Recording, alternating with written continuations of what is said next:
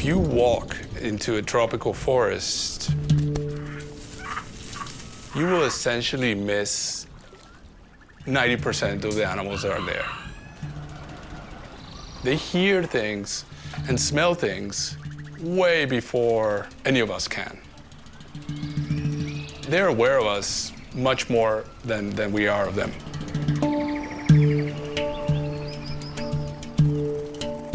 Ese es el armadillo. El armadillo gigante. Gigante, sí. El más grande del mundo.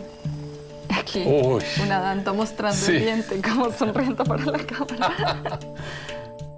With camera traps and other passive sensors, we now have technologies that collect information no matter what.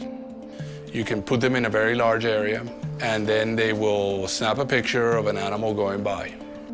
And the amount of information that you can get from them is incredible.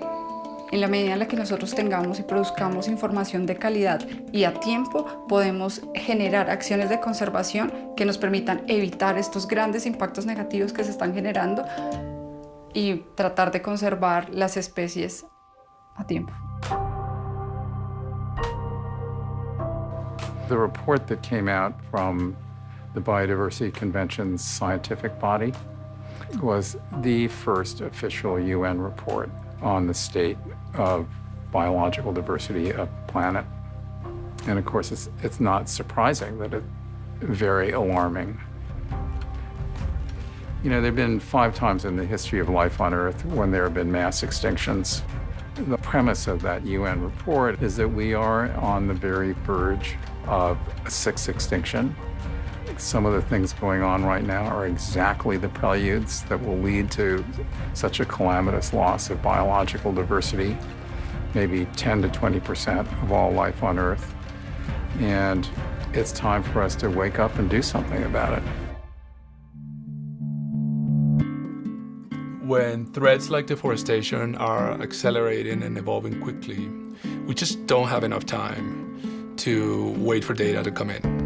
In one place that we were setting camera traps, we left the cameras for 1 month, and we get almost 150,000 pictures. And this is like the bottleneck that we have. We improved the system to collect the data, but we are quite slow in processing and analyzing this information. The second barrier that we identify with camera trap data is that the data is siloed. And it's very difficult to have like a big picture of what all this data is telling you if it's all in different places. Wildlife Insights is a response to these barriers. Wildlife Insights is a cloud-based, AI-enabled platform that allows many different organizations to upload, store, manage, and share their data and derive meaningful insights from that data. The hope is that it's going to drastically speed the process of getting the data from in the field on the camera to up in the Google Cloud and open for analysis and mapping. Buenísimo.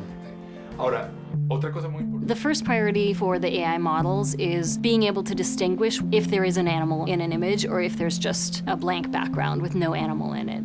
Esto es una pesadilla para la gente que está haciendo fototrampeo. Claro. Cientos y cientos de fotos donde no hay nada. Aquí está el primer blanco, aquí está el segundo blanco, aquí está, ahí está el jaguar. Increíble. ¿Sí?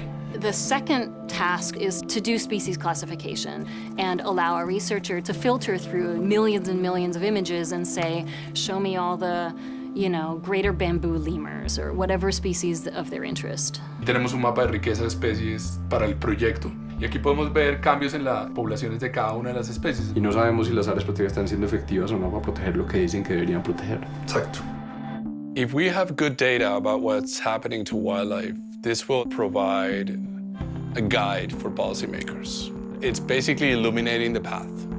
I think we're just at the beginning of being able to understand how we can use this very powerful tool, the ability to have our finger on the pulse of these wild places, and then being able to translate that very quickly into advances in conservation and for a more sustainable future. That's where we want to go.